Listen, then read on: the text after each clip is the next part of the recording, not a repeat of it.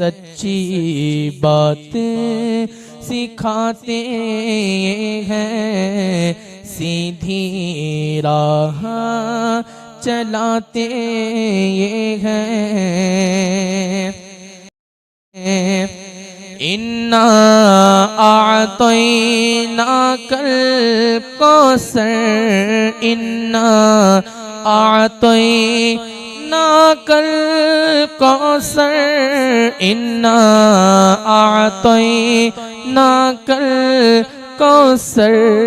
सारी कसरत पाते ये हैं, सारी कसरत पाते ये हैं। ठंडा ठंडा मीठा मीठा, ठंडा ठंडा मीठा मीठा, ठंडा ठंडा मीठा मीठा। पीते हम हैं, पिलाते ये हैं, पीते हम हैं, पिलाते ये हैं। सच्ची बात सिखाते ये हैं। अल्हम्दुलिल्लाह अल्हम्दुलिल्लाहिल हन्नानिल मन्नान अल्लज़ी खलक़ल इंसान व अल्लमहुल बयान, वस्सलातु वस्सलामु अला रसूलिही सय्यिदिल इंसी वल जान व अला आलिही व अस्हाबिही ज़विल खैरि वल इहसान, अम्मा बअद। फ़अऊज़ु बिल्लाहि मिनश शैतानिर रजीम, बिस्मिल्लाहिर रहमानिर रहीम। या अय्युहन्नासु क़द जाअकुम बुरहानुम मिर रब्बिकुम व अंज़लना इलैकुम नूरम मुबीना। सदक़ल्लाहु मौलानल अज़ीम व बल्लगना रसूलुहुन नबियुल अमीनुल मतीनुल मुख्तारुल करीम व नहनु अला ज़ालिका लमिनश शाहिदीन व शाकिरीन वल्हम्दुलिल्लाहि रब्बिल आलमीन। बारगाह रिसालत मुआब सल्लल्लाहु तआला अलैहि वसल्लम में दुरूद पाक का हदिया पेश करें।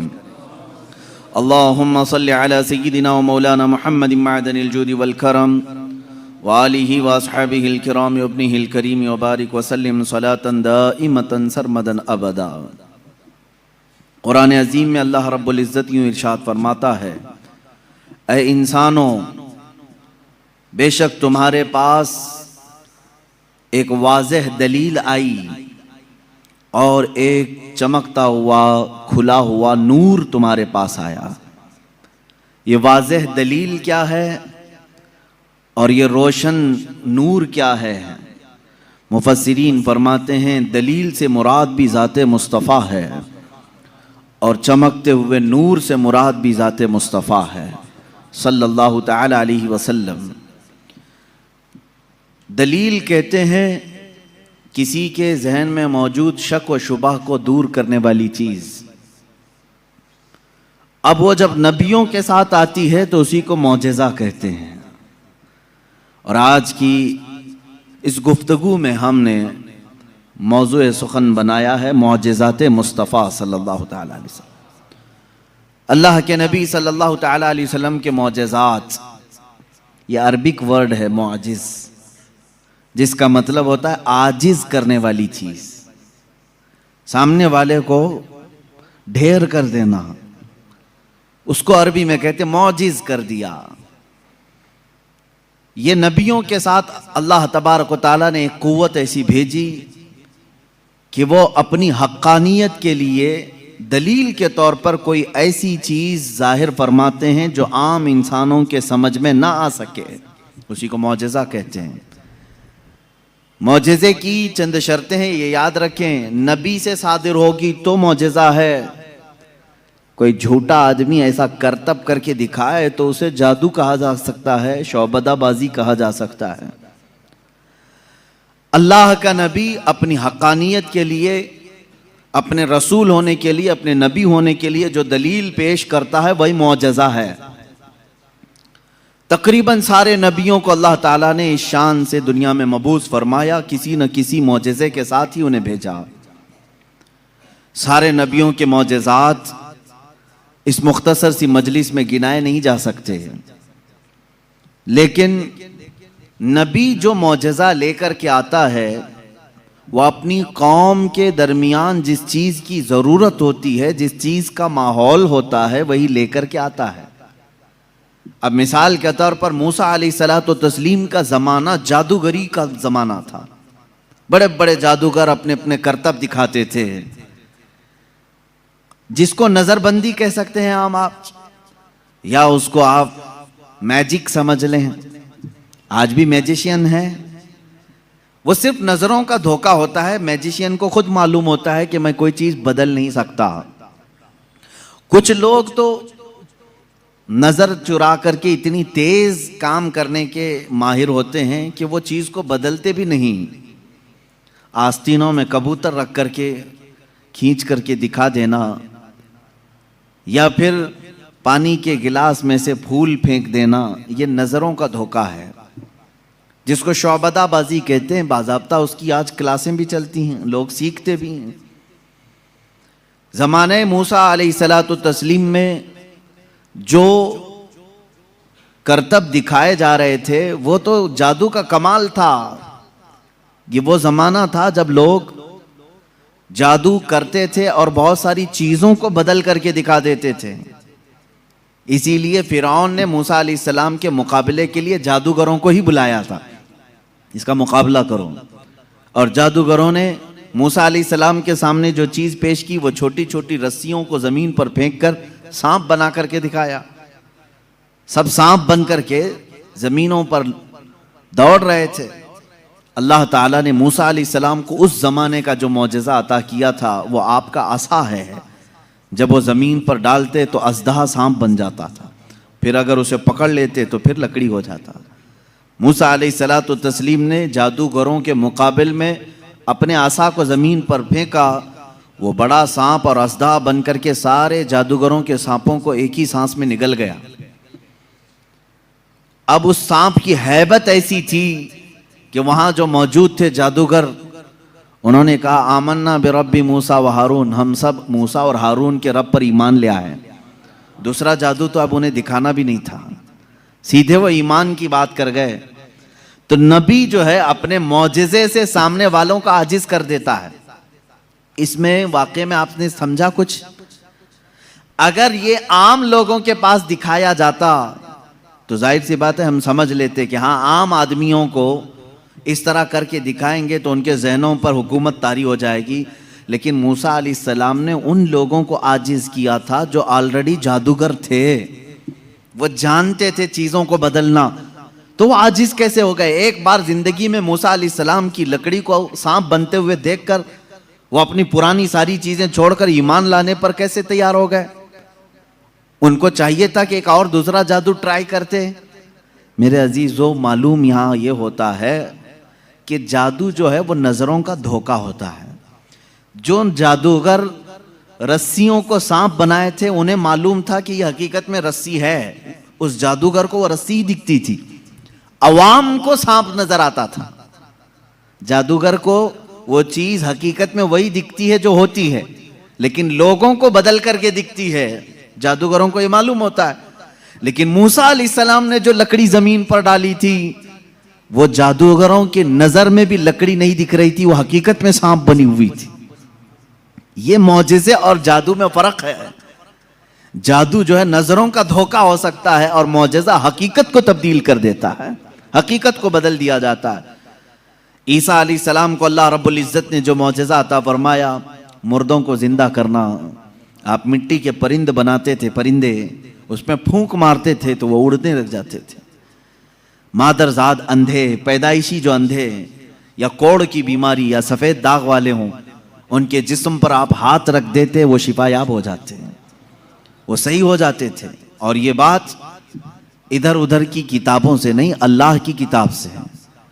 अल्लाह रब्बुल इज़्ज़त ने कुरान पाक में खुद इरशाद फरमाया, ईसा अलैहिस्सलाम का कौल है, व उबरिउल अकमह वल अबरस व उहयिल मौता बिइज़्निल्लाह, मैं अंधों को सही कर देता हूँ, कोढ़ियों को सही कर देता हूँ और मुर्दों को जिंदा कर देता हूँ अल्लाह के हुक्म से।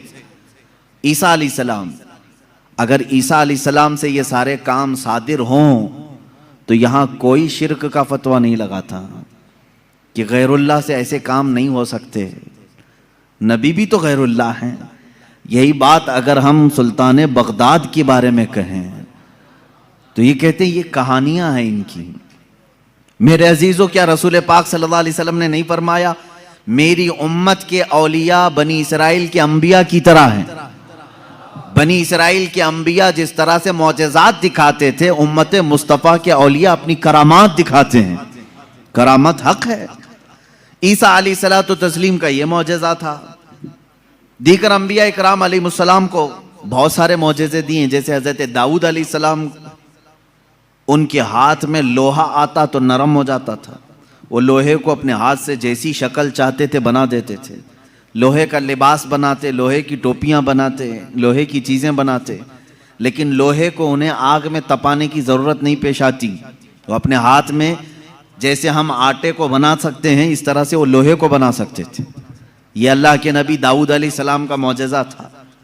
हज़रत सुलेमान अलैहिस्सलाम का मौजज़ा ये कि आपको सारे परिंदों की बोलियां सिखाई गई थी, जिन्नात की और सारे तकरीबन मखलूक़ात की बोलियां आपको सिखा दी गई थी। और दूसरी चीज़ आपको मौजज़े में ये दिया गया कि सुलेमान अलैहिस्सलाम जिस तरफ चाहते हवा उस तरफ चलती। फसख्खरना लहुर रीह, अल्लाह फरमा रहा है हमने हवा को उनके लिए ताबे बना दिया था, उनके मुसख्खर कर दिया था। फिर इतना ही नहीं, आज से तकरीबन 4000 साल पहले सुलेमान अलैहिस्सलाम ने अपने तख्त को हवा में उड़ाया है। ये एरोप्लेन का ज़माना नहीं था, वो टेक्नोलॉजी का दौर नहीं था, लेकिन सुलेमान अलैहिस्सलाम के हुक्म से तख्त हवा में उड़ता और जिस तरफ आप चाहते उसी तरफ आपको वो सफ़र भी कराता। यह आपका मौजज़ा था। जिन्नात पर आपको हुकूमत दी गई थी। हज़रत दाऊद अलैहिस्सलाम, हज़रत सुलेमान अलैहिस्सलाम, हज़रत मूसा अलैहिस्सलाम, हज़रत ईसा अलैहिस्सलाम, इनके ये मुख्तसर मौजज़ात मैंने आपके सामने रखे। तकरीबन अंबिया इकराम अलैहिमुस्सलाम को मौजज़े दिए गए। हज़रत सालेह अलैहिस्सलाम को एक मौजज़ा ऊँटनी की शक्ल में दिया गया था, इसलिए कि उस ज़माने के लोग जिस चीज़ के कायल नहीं थे उसी चीज़ को मौजज़ा बना करके भेजा गया है। यानी ईसा अलैहिस्सलाम के ज़माने में लोग ये कहते थे मरने के बाद दोबारा ज़िंदा नहीं हो सकते। ईसा अलैहिस्सलाम को वही मौजज़ा देकर भेजा अल्लाह ने, मुर्दों को ज़िंदा तुम करके दिखाओ। जब नबी करके दिखा सकते हैं तो अल्लाह दोबारा कैसे नहीं ज़िंदा करेगा। सालेह अलैहिस्सलाम के ज़माने में लोग इस बात के इनकारी थे कि बग़ैर बाप के कोई बेटा हो नहीं सकता, बग़ैर बाप के कोई बेटा पैदा नहीं हो सकता। आदम अलैहिस्सलाम कैसे आ गए दुनिया में, ऐसा कैसे हो सकता है। सालेह अलैहिस्सलाम को अल्लाह ताला ने हुक्म फरमाया तुम अपनी कौम को ले जाओ एक पहाड़ के पत्थर पर, पत्थर से कहो कि इसमें से ऊँट पैदा करके दें। हज़रत सालेह अलैहिस्सलाम ने उस पत्थर के पास खड़े होकर फरमाया तो पत्थर से एक ऊँटनी का बच्चा नमूदार हुआ। उस ऊँटनी का ना बाप है ना माँ है और अपनी बिरादरी से अपनी नस्ल से भी नहीं, बल्कि पत्थर एक जामिद चीज से ऊँट पैदा हुआ। उस ऊँटनी का जिक्र भी कुरान पाक में है। ये मौजज़े के तौर पर दिया गया था सालेह अलैहिस्सलातु तस्लीम को। अजीज़ान गिरामी वक़ार, उन अंबिया इकराम को उनके ज़मानों की जो ज़रूरियात थी, जो तकाज़े थे, वो मौजज़े दिए गए। और सैयदुल अंबिया मुहम्मदुर रसूलुल्लाह सल्लल्लाहु तआला अलैहि वसल्लम को उन तमाम अंबिया के जो मौजज़ात थे वो तन्हा हुजूर को अता किए गए। हुस्न यूसुफ दमे ईसा यदे बैज़ादारी, आँचे खूबा हमा दारंद तू तन्हा दारी। ए रसूल पाक, यूसुफ का हुस्न भी आपके पास है, ईसा का दम भी आपके पास है और मूसा का यदे बैज़ा भी आपके पास है। वो तमाम खूबियाँ जो रखते थे अंबिया, या रसूल अल्लाह, तन्हा आपकी ज़ात में अल्लाह ने वो जमा किया। इमाम इश्क़ व मोहब्बत ने फरमाया ज़ात हुई इंतखाब वस्फ हुए लाजवाब, ज़ात हुई इंतखाब वस्फ हुए लाजवाब, नाम हुआ मुस्तफ़ा तुम पे करोड़ों दुरूद। एक ज़ात है, हज़ारों वस्फ इसमें जमा किए अल्लाह ने, हज़ारों वस्फ जमा किए। अब मौजज़ात मैं शुरू करता हूँ, इसलिए कि हमारा वक्त बहुत तेज़ी से चलता है और वक्त की सुइयां हमें काटते हुए चली जाती हैं। अल्लाह हमारे वक्त में बरकत अता फरमाए। इस बात को मैं महसूस करता हूँ कि जब मीलाद मुस्तफ़ा हो, रसूल करीम सल्लल्लाहु ताला अलैहि वसल्लम के तज़किरे हों, आपको भी एहसास होता होगा, आपको भी एहसास होता होगा, मुझे खुद एहसास होता है। 1.5 घंटा 2 घंटा या जिस कदर भी यहाँ बैठे हैं, कब वक्त गुजर गया पता ही नहीं चला। महफिल ख़त्म होती है तो हम घड़ियाँ देखते हैं, क्या हम इतनी देर तक बैठे रहे? पहलू में दर्द भी नहीं हुआ, पीठ में कमर में कोई कसक भी नहीं आई, इसमें इतना लगाव कैसे रहा? अजीज़ा ने गिराम वक़ार, इससे बाज़ उलमा ने यह मसला अख़ज़ किया कि जब मोहब्बत करने वाला मुहिब अपने महबूब के तज़किरे में रहता है तो उसे वक्त का अंदाज़ा नहीं होता। इसीलिए लोगों ने कहा क़यामत का दिन अगरचे 50,000 साल का हो, अगरचे 50,000 साल का हो, लेकिन जो लिवाउल हम्द के नीचे आ गया वो मेरे मुस्तफ़ा की शान बयान कर रहा होगा। यहां तक कि क़यामत का ये 50,000 साल का जो एक दिन है, रिवायात में बताया गया है, आशिकाने मुस्तफ़ा को ऐसा लगेगा जैसे बिजली चमकी और खत्म हो गई। लोग कहते हैं क़यामत आई भी और चली भी गई। वो लंबा दिन उनके लिए भारी होगा जो गुस्ताखी रसूल में अपने पेट मरोड़ते रहते हैं, उनके लिए भारी होगा जिनके सीने रसूलुल्लाह की मोहब्बत से मुनव्वर नहीं है। अजीज़ा ने गिराम वक़ार, यही बात तो कब्र में भी है। यही बात, बाज लोगों को दफन किया जाता है, तज़किरा सुने और जी लगा करके सुने। मेरे आका की महफिल में बैठे तो सुस्ती और काहिली नहीं, बल्कि इसके आदाब हैं। आप वजू से बैठें, हमतन गोश होकर बैठें। हल्की सी भी सुस्ती आए तो अपने आप को कोसें कि नहीं, मैं मुस्तफ़ा करीम की मीलाद में बैठा हूँ, मेरे आका के तज़किरे में बैठा हूँ। बाज लोगों को दफन किया जाता है। कब्र की जिंदगी मालूम है कितनी सख्त होती है? कहा गया वहां का 1 मिनट 1 साल के बराबर हो सकता है। मुर्दे पर वक्त ही नहीं गुजरता, वक्त ही नहीं जाता, वो रोज इंतजार करता है, रोज इंतजार करता है। लेकिन बाज मैयतें वो हैं जिन पर वक्त बहुत तेजी से गुजर जाता है। यहां तक कि कयामत का सूर फूंका जाता है, कब्रें खोली जाती हैं, लोगों को उठाया जाता है, तो बाज मुर्दे ये कह करके उठते हैं, बारे इलाहा इतनी जल्दी कयामत आ गई, कल ही तो मेरे घर वालों ने दफन किया था, आज मैं मैदान महशर में जमा हो गया। जबकि वो 500 साल सो चुके होंगे, 1000 साल सो चुके होंगे। फर्क क्यों? बाज मुर्दों पर वक्त नहीं बीतता, बाज लोगों पर वक्त तेजी से चला जाता है। वजह यह है कि जिसकी कब्र में जलवे मुस्तफ़ा नजर आ जाए, मेरे आका सल्लल्लाहु ताला अलैहि वसल्लम उसकी कब्र में आ जाएं और वो जलवे जहां आरा को देखने में मसरूफ हो, तो कयामत का सूर फूंक दिया जाएगा।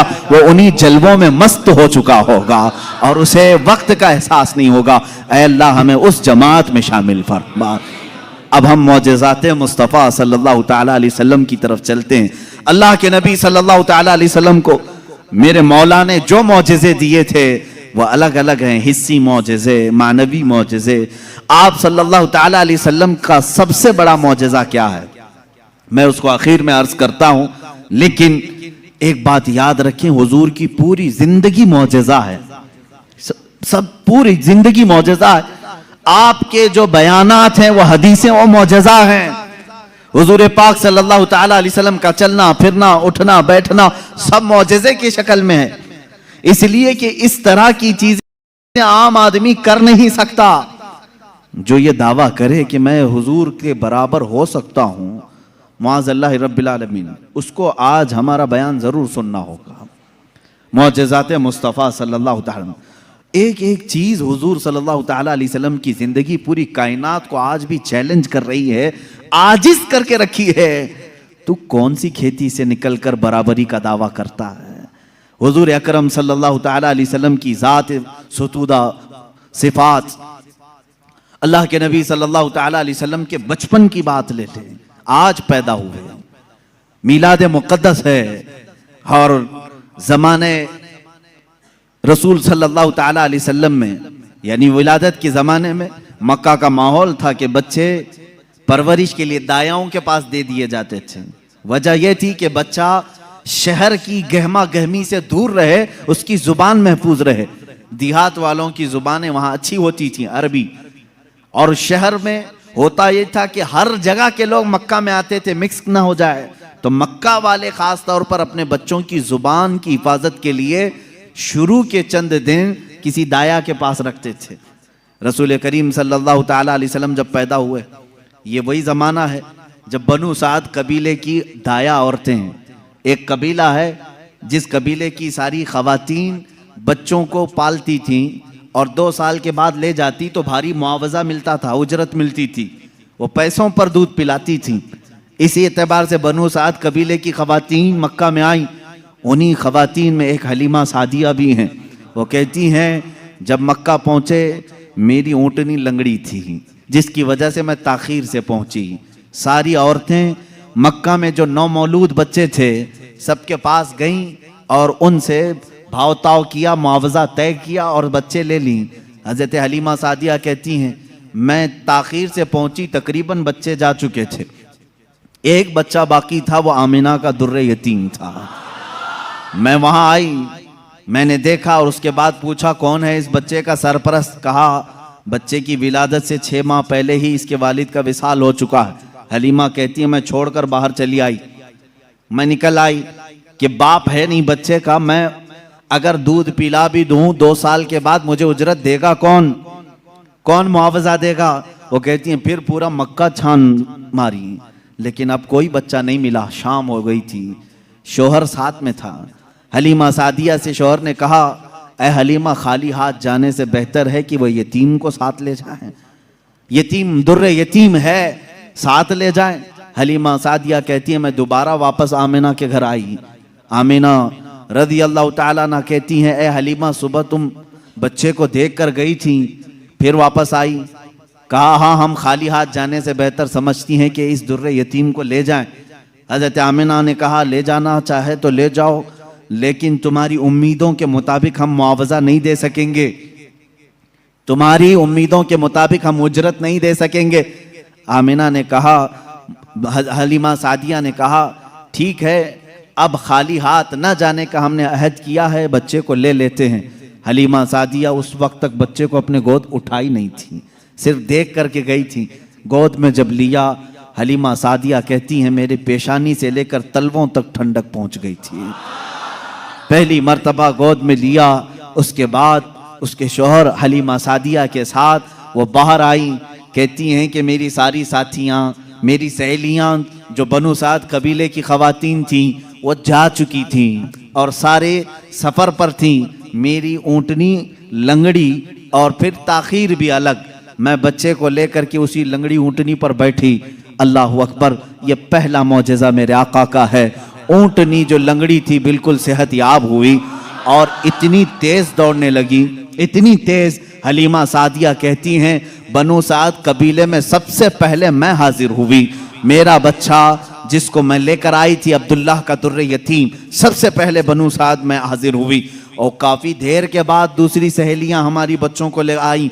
उन्होंने आते ही हमसे पूछा हलीमा तेरी ऊँटनी तो लंगड़ी थी, तेरी ऊँटनी कमज़ोर और लागर थी, तू पीछे रह गई थी, इतनी तेज कैसे आ गई। हलीमा सादिया कहती हैं हाँ ऊँटनी मेरी लंगड़ी थी लेकिन सवार बहुत ही आला था।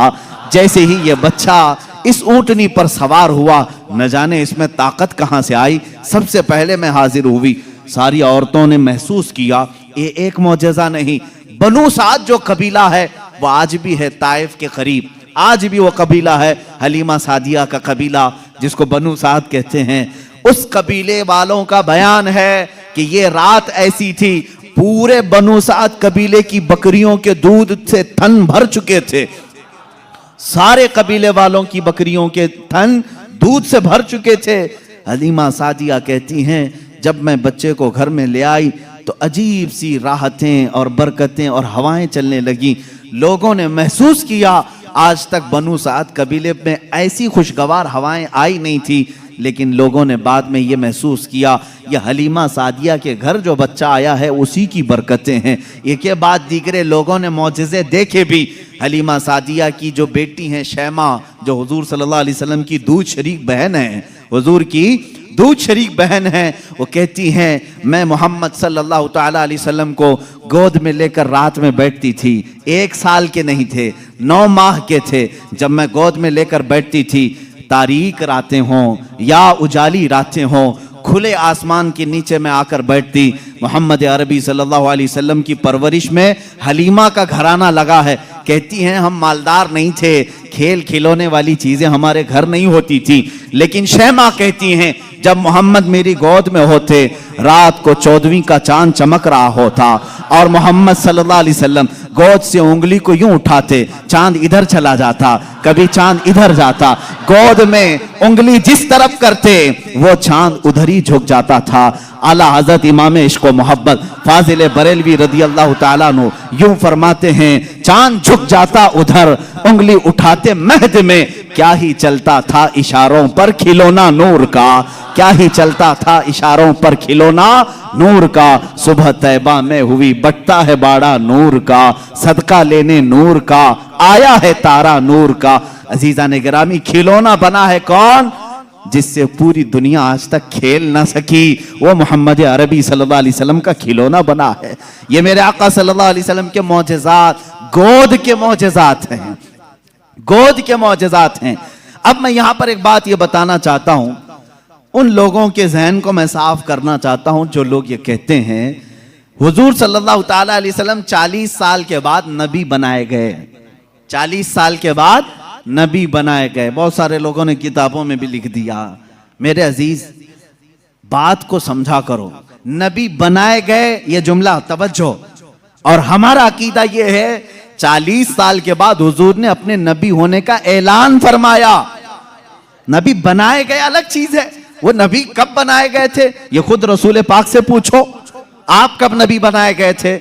इनकी किताबों से न पूछेंगे, हम हुजूर से पूछते हैं। मेरे आका फरमाते हैं, कुन्तु नबिय्यन व आदम बैनल माइ व तीन, मैं तो उस वक्त भी नबी था जब आदम को पानी और मिट्टी में गूंधा जा रहा था। आदम अलैहिस्सलाम के खमीर को गूंधा जा रहा था, उस वक्त भी मैं नबी था। ये अल्लाह के हबीब सल्लल्लाहु अलैहि वसल्लम ने फरमाया। और ये लोग कहते हैं 40 साल के बाद नबी बनाए गए। अच्छा चलो ठीक है, इस हदीस को अगर नहीं मानते, मौजज़ा कब दिया जाता है? मौजज़ा कब दिया जाता है? जब नबी अपनी नबूवत को जाहिर कर दे, उसे लोगों को कायल करना रहता है, ईमान की तरफ बुलाना होता है, अपनी हक्कानियत की दलील पेश करनी होती है, तब नबी मौजज़ा दिखाएगा। यहां मोहम्मद अरबी सल्लल्लाहु अलैहि वसल्लम गोद में जो मौजज़े दिखा रहे हैं, हलीमा सादिया के घर जो मौजज़े दिखाए जा रहे हैं, तुम्हारे कौल के एतबार से 40 साल के बाद नबी हुए थे ना, तो मौजज़े तो 40 साल बाद दिखना चाहिए। हलीमा सादिया की गोद में जो मौजज़े दिख रहे हैं, इससे पता चलता है वो पैदाइशी नबी थे। ऐलान का हुक्म 40 साल के बाद अल्लाह ने दिया। वो नबी नबूवत लेकर के दुनिया में आए। अजीज़ा ने गिरामी, ये मौजज़ात की इब्तिदा हलीमा सादिया के घर से हुई, और उसके बाद एक दो नहीं कई मौजज़े। हलीमा सादिया रज़ियल्लाहु ताला अन्हा की बेटी शैमा कहती हैं, 2 साल की उम्र से पहले ही हुजूर पाक सल्लल्लाहु ताला अलैहि वसल्लम आम इंसानों की तरह बड़े नहीं हुए हैं। 9 महीने की उम्र में तो आप तीर चलाते थे, और बराबर निशाने पर, और कभी आपने हकला करके बात नहीं की, जैसे बच्चे तुतला कर हकला कर बात करते हैं। अल्लाह के हबीब सल्लल्लाहु अलैहि वसल्लम ने जब गुफ्तगू फरमाई, निहायत फसीह अरबी में गुफ्तगू फरमाई। फरमाती हैं कि एक भी ऐसा टूटा हुआ जुमला मोहम्मद से हमने सुना नहीं। यह हजरत हलीमा सादिया फरमाती। अजीज़ा ने गिरामी, शैमा कहती हैं 1.5 साल की उम्र में मेरे साथ मोहम्मद सल्लल्लाहु अलैहि वसल्लम बकरियां चराने के लिए आ जाते थे, बकरियां चराने के लिए आते थे।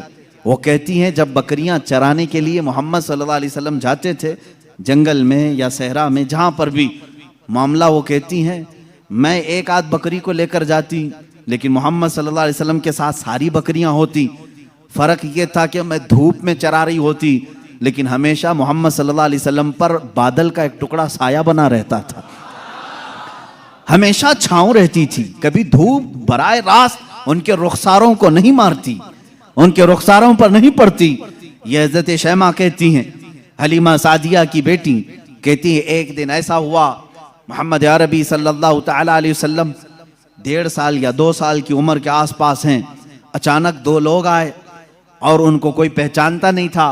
मोहम्मद अरबी सल्लल्लाहु ताला अलैहि वसल्लम को उन्होंने एक दरख्त के नीचे लिटाया और उनका सीना चाक कर दिया हुजूर पाक सल्लल्लाहु अलैहि वसल्लम का। वो घबराई हुई भागती हुई अपनी माँ के पास आई। 2 साल की उम्र थी जब मेरे आका सल्लल्लाहु अलैहि वसल्लम की हलीमा सादिया की बेटी या बेटा जो हुजूर के दूध शरीक थे, वो दौड़ते हुए माँ के पास आए और कहा, अजीब एक बात हमने देखी मोहम्मद सल्लल्लाहु अलैहि वसल्लम के साथ कि कोई अनहोनी दो शख्सियात आई, उन्होंने गिराया है और सीना चाक कर दिया है। अल्लाह ना करे कि मोहम्मद के साथ कुछ बुरा ना हो जाए, वो घबराए हुए थे। हजरत हलीमा कहती है मैं दौड़ती हुई उस मकाम पर पहुंची, जाकर के देखा दरख्त के साए में वो आराम कर रहे थे, कोई लोग नहीं थे, कोई शख्सियात नहीं थी। हलीमा सादिया ने देखा वाकई सीने के ऊपर कुछ निशानात नजर आ रहे थे। उठाया और पूछा कि क्या बात है।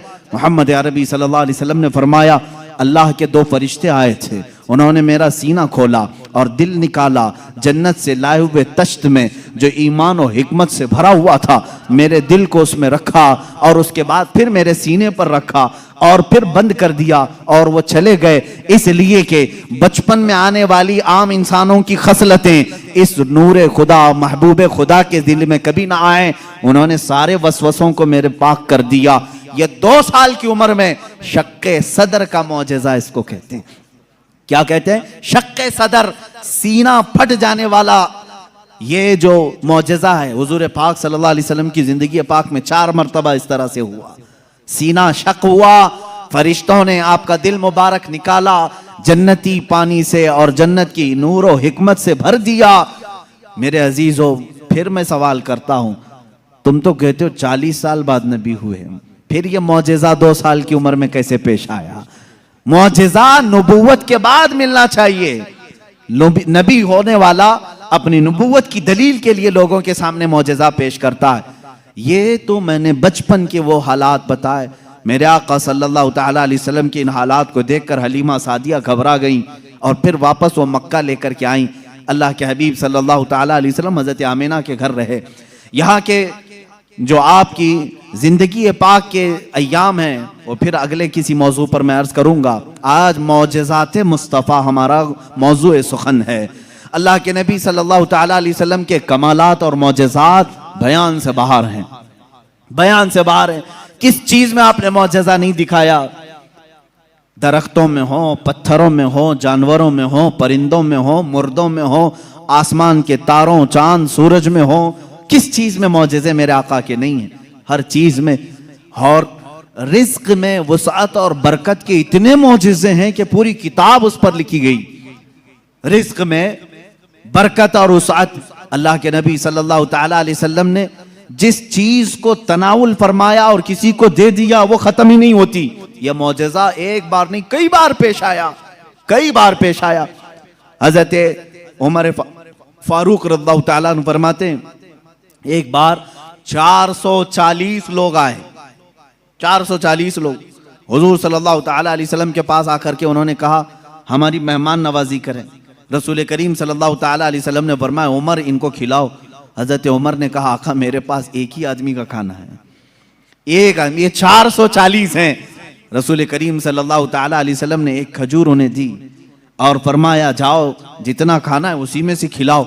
हजरत उमर कहते हैं मैं ले गया, 440 लोग खाते रहे, मेरा खाना खत्म ही नहीं हुआ। वो खाकर चले भी गए, मेरा घर पूरा खा लिया, फिर भी खाना बाकी रहा। ये रिस्क में बरकत और वुसअत के एक नहीं बेशुमार मौजज़े हैं मेरे आका के। सुलह हुदैबिया के मौके पर मक्का मुकर्रमा जा रहे थे उम्रा की नीयत से हुजूर अकरम सल्लल्लाहु ताला अलैहि वसल्लम। मक्का वालों ने बीच रास्ते में रोक लिया था और उसके बाद एक वक्त ऐसा आया कि लोगों के पास पानी खत्म हो गया, पानी नहीं था और एक कुआं करीब में था वो भी सूख चुका था। वो कुआं आज भी मक्का में मौजूद है, हमने उसकी जियारत की है। आप इन सऊदियों ने 4 साल पहले शायद एक कंपनी को ठेके में दे दिया और उस कंपनी के अंडर अब वो कुआं है, अभी उसे ख़त्म नहीं किया गया। तकरीबन 14 सदियों पुराना कुआं आज भी मौजूद है। वो सूखा हुआ, बिल्कुल सूख चुका था। हुजूर पाक सल्लल्लाहु ताला अलैहि वसल्लम ने कुल्ली फरमाई और कहा उस कुएं में डाल दो। सहाबा कहते हैं हमने उस कुएं में पानी डाल दिया, थोड़ा सा कुल्ली का पानी था, कुआं लबालब भर गया। पानी से इतना भरा कि जितने लोग थे सबों ने उस कुएं से पानी पिया भी, वजू भी किया, जिसे गुस्ल की हाजत थी गुस्ल किया, अपने जानवरों को भी पिलाया। एक सहाबी से पूछा गया आप लोग कितने थे उस वक्त? वो कहते हम 1400 लोग थे, लेकिन मेरा यकीन है कि अगर 1 लाख होते तो भी पानी कम ना पड़ता। और उसके बाद वो कुआं कभी सूखा नहीं, आज भी पानी उसमें मौजूद है। और एक कुआं बीरे शिफा जिसको कहते हैं, उसके मुतालिक मैंने ये सुना है कि वो निहायत ही खारी पानी, कड़वा पानी जानवर भी नहीं पीते थे। अल्लाह के नबी सल्लल्लाहु ताला अलैहि वसल्लम बदर से वापसी के मौके पर उसमें अपना लुआब पाक डाला, वो पानी आज भी मीठा है, आज भी मीठा है। इन सऊदियों ने उसमें सीमेंट भर दिया, डामर डाल दिया, तारकोल डाला, केमिकल डाला, उनके एतबार से ये शिरक है। ये सब सुन्नी लोग आते हैं, तबर्रुक समझ करके इस पानी को निकालते हैं, इसकी कोई असल नहीं, इसकी कोई सनद नहीं, इसका कोई सबूत नहीं। और इस गुस्से में उन्होंने कुएं में हर चीज डाली, लेकिन पानी भी बड़ा जिद्दी है, हर चीज को निकल करके फिर बाहर आता है, सारी चीजें खत्म होती हैं। अभी अभी 6 महीने पहले के सफर में भी पानी पी करके आए, उन्होंने वहां पहरेदार लगाए। आज भी पता नहीं बुग़्ज़ किस बात का है, बुग़्ज़ किस चीज का है। तुम्हें सिनेमा थिएटरों से तकलीफ नहीं हुई, बीरे शिफा से इतनी तकलीफ? तुम्हें बीच खोलने में शर्म हया नहीं आई? मुस्तफ़ा करीम सल्लल्लाहु ताला अलैहि वसल्लम के उशाक और मोहब्बत करने वाले अगर तारीख की किसी चीज को दिल और जान से यकीन के साथ अमल करते हैं और उन्हें शिफा भी मिलती है, तो इनके पेट में दर्द क्यों होता है? हैरत की बात है अजीज़ा ने गिरामी वकार। एक बात, एक फार्मूला तो मुझे समझ में आता है, हर आदमी अपने बड़ों की रविश पर चलता है, हर आदमी अपने आकाओं को जरूर खुश करता है। अल्हम्दुलिल्लाह हम उन तबर्रुकात पर मर मिटते हैं, जान देते हैं, इसलिए कि हमारे आकाओं का तबर्रुक है। और ये हर उस चीज को मिटाने की कोशिश करते हैं, इसलिए कि ये भी अपने आकाओं की नस्ल में से हैं। यहूदी हमेशा चाहते थे कि नाम मुस्तफ़ा मिटा दिया जाए, हमेशा चाहते थे। तौरात में खुरच खुरच करके नाम निकाले इन्होंने, लेकिन आला हज़रत फाजिल बरेलवी रज़ियल्लाहु ताला अन्हु ने ये फरमाया, तू घटाए से किसी के न घटा है न घटे, जब बढ़ाए तुझे अल्लाह ताला तेरा। मिट गए मिटते हैं, मिट जाएंगे आदा तेरे, न मिटा है न मिटेगा कभी चर्चा तेरा। हुजूर पाक सल्लल्लाहु ताला अलैहि वसल्लम की कोई चीज तुम तारीख से नहीं मिटा सकोगे। बहरहाल रिज्क में बरकत और उसात के बेशुमार मौजज़ात हैं। एक बार तो कमाल की बात है, मकाम ज़ोरा पर हुजूर पाक सल्लल्लाहु ताला अलैहि वसल्लम तशरीफ फरमाए। यहाँ सहाबा कहते हैं हमारे पास पानी फिर खत्म हो गया। पानी कुछ भी नहीं था, ना कुआं करीब में था, कुआं था तो कुल्ली फरमाई, कुएं का पानी बाहर आया। हजरत मूसा अलैहिस्सलाम का मौजज़ा याद होगा आपको, आपने लकड़ी से पत्थर पर मारा, एक मर्तबा 12 चश्मे बाहर निकले। कुरान पाक में है, कुरान ने फरमाया फनफजरत मिन हुस्नता अशरत आइना, 12 चश्मे पानी के निकले थे। और इसलिए कि उनकी उम्मत में 12 कबीले थे, 12 कबीलों के लिए 12 चश्मे निकल गए। किस चीज से मूसा अलैहिस्सलाम ने मारा? अपने असा से। किस पे मारा? पत्थर पे। पत्थर से 12 चश्मे निकले। मुस्तफ़ा करीम सल्लल्लाहु ताला अलैहि वसल्लम सफर में, सहाबा तशरीफ लाए, शिकायत की पानी की। अल्लाह अल्लाह, मैं यहाँ पर अकीदे पर कुर्बान जाऊं सहाबा के, उनसे क्यों नहीं कहते पानी बरसाना, पानी देना अल्लाह का काम है। वो सहाबा हुजूर के पास बार बार क्यों आ जाते थे? खाना नहीं है तो हुजूर के पास, पानी नहीं है तो हुजूर के पास, बीमारी है तो हुजूर के पास। इसलिए कि उन्हीं सहाबा का अकीदा बरेली के इमाम ने लिया है, जिनका कहना था शाफियो नाफी हो तुम, वाफियो काफी हो तुम, दर्द को कर दो दवा, तुम पे करोड़ों दुरूद, आंख अता कीजिए उसमें जिया दीजिए, जलवा करीब आ गया तुम पे करोड़ों दुरूद। वो मांगने के लिए आते थे मेरे आका सल्लल्लाहु अलैहि वसल्लम की बारगाह में, और जिन्होंने कहा रसूलुल्लाह से मांगना हराम है, माज़ल्लाह रब्बिल आलमीन, उनको अल्लाह ताला ने ऐसों का मोहताज बनाया, दर दर की ठोकरें खाते हुए आज भी जलील खार है। इसीलिए मेरे इमाम ने कहा है, जो तेरे दर से यार फिरते हैं, दर बदर यूं ही खार फिरते हैं, दर बदर यूं ही खार फिरते हैं। हमें फख्र है इस बात पर, हम मोहताज हैं तो मदीने के ताजदार के रसूल करीम सल्लल्लाहु ताला अलैहि वसल्लम से मांगेंगे। इसलिए मांगते हैं कि रब है मोती ये है कासिम, रिस्क उसका है खिलाते ये हैं, रिस्क उसका है खिलाते ये हैं। हम खालिक समझकर, हम रसूलुल्लाह को राज़िक समझकर नहीं जा रहे हैं, बल्कि वो रज़्ज़ाक़ हकीकी के नायब हैं। इसीलिए आला हज़रत फाजिल बरेलवी ने फरमाया है कि रब है मोती ये है कासिम, रिस्क उसका है खिलाते ये हैं। बखुदा खुदा का यही है दर, नहीं और कोई मफर मखर, जो वहां से हो यहीं आके हो, जो यहां नहीं तो वहां नहीं। यह आला हज़रत ने फरमाया। बहरहाल रसूल करीम सल्लल्लाहु ताला अलैहि वसल्लम के पास अब सहाबा आए पानी की शिकायत लेकर के। पानी यहां पर भी नहीं है। हुजूर पाक सल्लल्लाहु अलैहि वसल्लम ने फरमाया कुआं भी करीब नहीं, तालाब भी करीब नहीं, पत्थर भी करीब नहीं। एक सहाबी से कहा कि बर्तन कुछ है तुम्हारे पास? कहा एक बर्तन में इतना पानी है कि या तो पी सकता हूं या तो वजू कर सकता हूं। हुजूर पाक सल्लल्लाहु अलैहि वसल्लम ने फरमाया वही ले आओ। बर्तन को करीब रखा और अपना दस्ते मुबारक उसमें रखा। सहाबा फरमाते हैं हर उंगली पाक से पानी के चश्मे जारी थे, जैसे फव्वारे निकलते हैं, फाउंटेन जिस तरह होते हैं। हुजूर पाक सल्लल्लाहु ताला अलैहि वसल्लम की उंगलियों से चश्मे निकलने लगे। फिर इमाम अहले सुन्नत फाजिल बरेलवी फरमाते हैं उंगलियां हैं फैज पर, टूटे हैं प्यासे झूम कर। उंगलियां हैं फैज पर, टूटे हैं प्यासे झूम कर। नदियां पंजाब रहमत की हैं जारी। वाह वाह। पंजाब रहमत की। पंजाब रहमत का मतलब पंजाब जो हमारा है इसको इसलिए पंजाब कहते हैं, 5 नदियां हैं वहां पर। मेरे आका सल्लल्लाहु ताला अलैहि वसल्लम के सिर्फ दस्ते मुकद्दसा में रहमत के पंजाब थे। 5 उंगलियों से 5 चश्मे निकले। और उस वक्त सहाबा फरमाते हैं हम तकरीबन 300 लोगों ने उससे वजू भी किया, पानी भी पिया, जानवरों को भी पिलाया। किस पानी से? उंगलियों से निकले हुए पानी। अब मैं पूछता हूं मेरे अजीजों, ये है मौजेजा जिसको खर्क़े आदत कहते हैं, जो अकल में ना आए, अकल में ना आए। हाँ एक बात तो समझ में आती, मूसा अलैहिस्सलाम ने लकड़ी मारी थी पत्थर पर और पत्थर से 12 चश्मे निकले। मौजेजा वो भी था, लेकिन हमने दुनिया में बहुत सारे फाल्स देखे हैं जो पत्थरों से ही निकलते हैं। नहीं देखे आपने?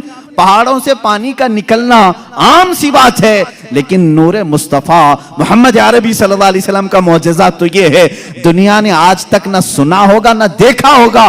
पत्थरों से निकलने वाला पानी तो देखा है, उंगलियों से निकलने वाला पानी सिर्फ ताजदार मदीना के यहाँ है। ये मेरे आका सल्लल्लाहु अलैहि वसल्लम का मौजज़ा, कमाल का मौजज़ा था। ये खाने पीने के मामलात में 1-2 नहीं, बहुत से मौजज़ात हैं। फिर आगे बढ़ो। जंगे खंदक के मौके पर खंदक खोदी जा रही थी। वाकया ऐसा था, मेरे इन 12 रोज़ा उन्वानात में एक उन्वान है इंशाअल्लाह, हुजूर सल्लल्लाहु ताला अलैहि वसल्लम के सारे गज़वात, हुजूर की जंगी हिकमतें क्या थीं, इंशाअल्लाह उल अज़ीज़ उसमें अर्ज़ करूँगा। खंदक एक जंग हुई है, उसका नाम ही ग़ज़वा खंदक इसलिए कि मदीने के अतराफ में एक बहुत बड़ी खंदक खोदी गई थी, एक खाई खोदी गई थी। वजह यह थी कि दुश्मन पूरी की पूरी फौज लेकर मदीने में दाखिल ना हो, इसलिए कि जब दुश्मन फौज लेकर अपने शहर में आएंगे, शहर में तहस नहस करेंगे, बर्बादी करेंगे। बाहर ही निपट लिया जाए तो घर तो महफूज रहेंगे। जंग होगी, कुछ तो नुकसान होगा कि नहीं होगा। जैसे देखने इराक तबाह हो गया, शाम तबाह हो गया। यही जंग अगर अमेरिका में होती तो क्या वो बचा होता? जहां जंग होती वहां के घर उजड़ जाते। मदीना तैयबा से बाहर जंग के लिए खंदक खोदी गई। अब ये खंदक खोदने में काफी दिन लग गए। सहाबा उस जमाने में भूखे प्यासे फाका कशी में खंदक खोदते रहे। ऐसे नहीं कि सिर्फ सहाबा ने खोदा, अल्लाह के नबी सल्लल्लाहु ताला अलैहि वसल्लम ने खुद भी अपने हाथ से खंदक खोदी है। एक बार सहाबा फरमाते हैं बड़ा पत्थर आ गया, किसी से नहीं टूटता था, हिलता भी नहीं था। उस वक्त रसूल करीम सल्लल्लाहु अलैहि वसल्लम को उन्होंने खबर दी। अल्लाह के हबीब सल्लल्लाहु ताला अलैहि वसल्लम तशरीफ लाए। मेरे अजीजों, मेरे आका का एक मौजज़ा ये भी था, जितने सहाबा थे उनके पास जितनी ताकत थी, सबसे ज्यादा ताकत मेरे मुस्तफ़ा के पास भी थी।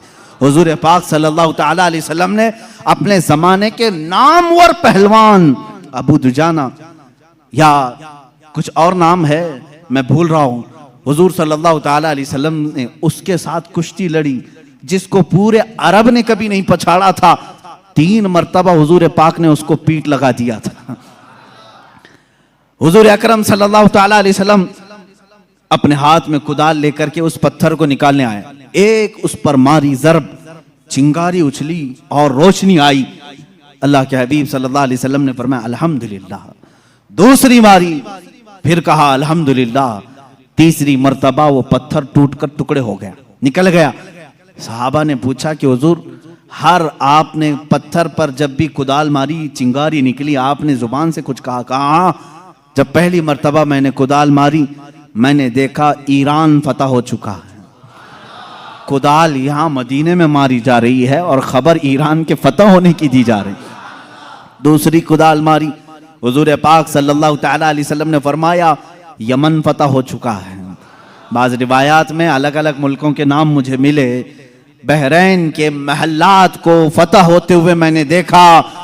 हुजूर अकरम सल्लल्लाहु तआला अलैहि वसल्लम ने 3 ज़रबों में उस पत्थर को ख़त्म कर दिया और उसी वक्त ईरान के, मुल्क रोम के और बहरैन के फतह होने की बशारतें दी। यहाँ तक एक हदीस में है कुस्तुनतुनिया, इस्तांबुल के फतह होने की खबर दी, जो हुजूर पाक सल्लल्लाहु तआला अलैहि वसल्लम के विसाल के 800 साल के बाद फतह हुआ और अल्हम्दुलिल्लाह इस्लाम के ज़ेरे नगी आया। जहां जहां की खबरें हुजूर ने दी थी सब मुल्क फतह हुए। आज भी वो दायरा इस्लाम में है, आज भी मुसलमानों के ज़ेरे नगी हैं। अब यहाँ पर जो मौजज़ा हुआ, एक तो पत्थर का टूटना और गैबी खबरें देना, दूसरी बात हज़रत जाबिर रज़ियल्लाहु ताला अन्हु एक अजीज सहाबी थे। वो आते हैं अपनी बीवी से कहते हैं मैं देख रहा हूँ अल्लाह के नबी सल्लल्लाहु अलैहि वसल्लम पेट पर पत्थर बांधे हुए। क्यों बांधा जाता था उस वक्त? इसलिए कि पेट अगर ढीला रहे, भूख की शिद्दत से बार बार ख्वाहिश खाने की होती रहे, उसको टाइट कर लिया जाए तो बार बार भूख न लगे। ये उस वक्त मामूल रहा होगा। अल्लाह के नबी सल्लल्लाहु अलैहि वसल्लम ने भी अपने पेट पर पत्थर बांधे। हज़रत जाबिर कहते मुझसे देखा नहीं जा रहा है, इस हालत में मेरे आका काम भी कर रहे हैं। जाबिर रज़ियल्लाहु ताला अन्हु का घर वहाँ से करीब था, खंदक के। उनकी बीवी से उन्होंने कहा कुछ खाने को हो तो बना दो। उन्होंने कहा घर में थोड़ा सा आटा है, जौ का आटा है, उसकी चंद रोटियां बनेंगी, 4 या 5 रोटियां बनेंगी, और एक बकरी का बच्चा है 6 महीने का होगा, बस इतना है। कितने लोग खा सकते हैं आप ही देखें। कहा इतना ही ज़बह कर, मैं रसूल पाक सल्लल्लाहु अलैहि वसल्लम को, हज़रत अबू बकर को, हज़रत उमर को, और मैं रहूँगा, मेरे घर वाले रहेंगे, खिला देंगे। वो आए, कान में आकर के हुजूर से कहा या रसूल अल्लाह सल्लल्लाहु ताला अलैहि वसल्लम, घर में एक छोटा सा बकरी का बच्चा है, हमने ज़बह किया है, थोड़ा सा आटा है, आप अबू बकर उमर घर पर तशरीफ़ लाएं। अल्लाह के नबी सल्लल्लाहु अलैहि वसल्लम ने दावत कबूल कर ली। कहा जाबिर जाओ तुम खाना बनाओ, लेकिन जब तक मैं ना आऊं हांडी चूल्हे से ना उतारो और रोटियों के टुकड़े ना करो। हुजूर पाक सल्लल्लाहु अलैहि वसल्लम की ये बात सुन करके वो जाने लगे थे। अभी हुजूर ने पलट कर जितने सहाबा थे कहा ए मेरे सहाबा, जाबिर के घर में सबकी दावत है, चलो।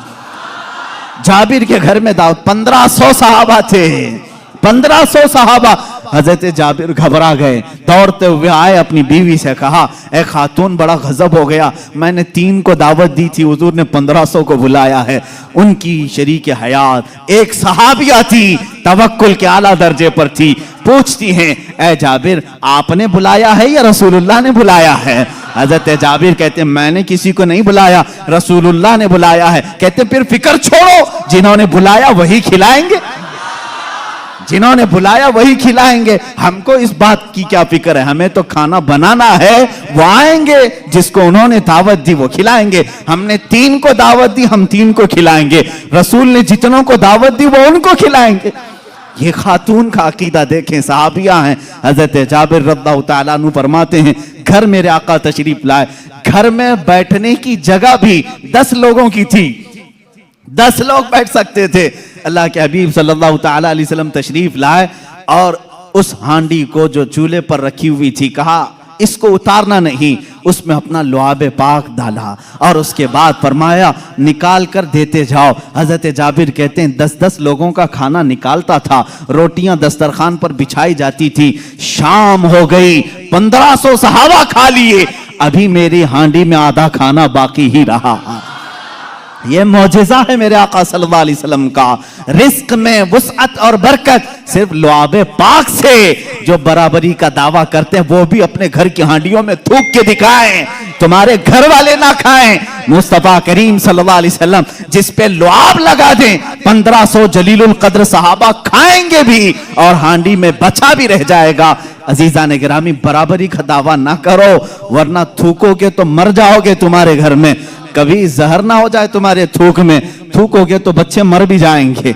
बहरहाल ये मौजिज़ा एक ही नहीं पेश आया, 3-3 मौजिज़े यहाँ पर आए, 3-3 मौजिज़े हज़रत जाबिर के घर में तन्हा। हुजूर पाक सल्लल्लाहु ताला अलैहि वसल्लम दावत के लिए आए भी, उसके बाद दूसरी बात ये भी हुई, उनके घर में एक हादसा हो गया था। उनके घर में हादसा ये हुआ, बकरी को ज़बह किया था बाप ने, हजरत जाबिर ने, उनके दो बच्चे थे, दोनों बच्चों ने देखा और बड़े बच्चे ने छोटे बच्चे को बुलाया, आ मैं तुझे दिखाता हूं अब्बा बकरी को ज़बह कैसे कर रहे थे। छुरी लिया और छोटे बेटे को ज़बह कर दिया, गला काट दिया। और जैसे ही खून निकलने लगा, मां ने देखा, घबराई, बच्चे को पकड़ने के लिए कि चाकू उसके हाथ में थी, वो दौड़ता हुआ छत पर चढ़ा और पांव फिसला, छत से गिरा, नीचे गिरते ही सर पर चोट आई, वहीं फौत हो गए। एक साथ दो बच्चों का इंतकाल किस वक्त, जिस वक्त हुजूर की दावत घर में हो रही। हजरत जाबिर को मालूम नहीं था, वो खाना बनाने का हुक्म देकर चले गए थे, यहां दोनों बच्चे फौत हो चुके थे। लेकिन उस वफाशियार खातून के जज्बे को हजारों सलाह, दोनों बच्चों की लाशों को उठाई, घर के एक कोने में लेकर आई और उन पर चादर डाल दिया। कहा आज मैं न रोऊंगी न चीखूंगी, इसलिए कि मेरे घर रसूल खुदा तशरीफ ला रहे हैं, मैं अपने गम को उस दावत पर भारी होने नहीं दूंगी। मेरे अजीज, किसी माँ का कलेजा अगर बर्दाश्त कर सकता है अपने बेटे की मौत का गम, तो मुझे बताओ दुनिया की कोई ऐसी औरत। ये वो औरतें थी जिनके मुतालिक कुरान ने कहा रदी अल्लाहु अन्हुम व रदू अन, अल्लाह इनसे राजी हो गया और ये अल्लाह से राजी हैं। ये खातून चादर ओढ़ा करके दोनों बच्चों की लाश पर रखी हुई हैं।